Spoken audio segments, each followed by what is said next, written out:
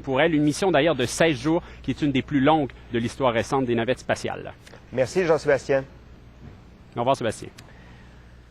Toute une histoire maintenant. Un bébé de 5 mois a déjoué tous les pronostics à l'hôpital de Montréal pour enfants. Le minuscule cœur de l'enfant s'est remis au travail après avoir été relié à un appareil cœur-poumon et ensuite à un cœur artificiel. Les parents parlent de miracle et les médecins sont médusés. Pour en parler, je vais retrouver à l'hôpital le cardiologue Charles Rolicek et les parents Nadio Valerio et Anastasio Baltis. Bonjour à vous trois, à vous quatre en fait, parce qu'on voit votre petit enfant qui a l'air en pleine forme. Là. Bonjour. Bonjour. Monsieur, Dr. Rolicek, expliquez-moi.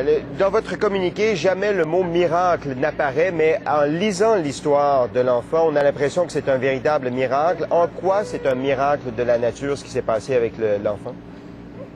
Mais parfois, on traite un bébé, il n'y a pas tellement d'expérience avec un problème et on monte dans un terrain inconnu.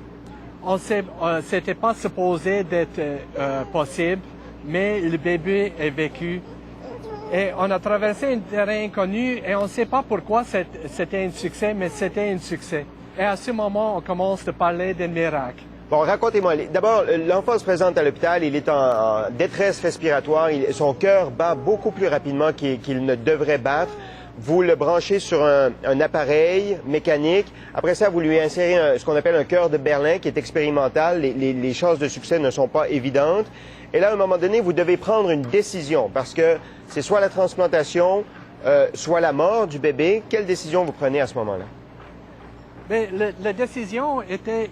il est arrivé à l'hôpital, son cœur bat le battement de cœur sont tellement pauvres. On est obligé de lui monter sur la machine cœur-poumon après le cœur artificiel. Maintenant, le cœur artificiel, c'est des canules très grandes dans une petite cœur. On ne sait pas si on a fait... il y a aussi des dommages au cœur que c'est pas possible de lui débrancher. Et on a juste une chance. Si c'est pas possible, il va mourir. Si c'est possible, et c'est pas tellement décrit, il y a quelques cas mondiaux dans un petit bébé qui sont décrits, mais on ne sait pas si on est dans la même situation ou non. Mais alors, qu'est-ce qui s'est passé? Qu'est-ce qui s'est passé pour qu'aujourd'hui, on puisse le voir comme ça, en pleine... il a l'air en pleine forme. Qu'est-ce qui s'est passé à partir du moment où vous avez retiré le cœur de Berlin? Je n'ai pas compris la question, mais je pense que vous parlez comment on a fait la décision. À ce moment, le cœur donne l'impression qu'il y a des fonctions, que ça va recouvrir, et on prend une décision intelligente, mais avec des risques. On a eu du succès et maintenant on est face en face avec un enfant qui la semaine passée était à ma clinique et parlait maman à une an de vie.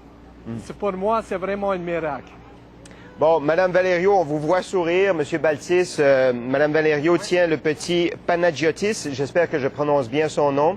Dites-moi, comment vous avez vécu cette expérience?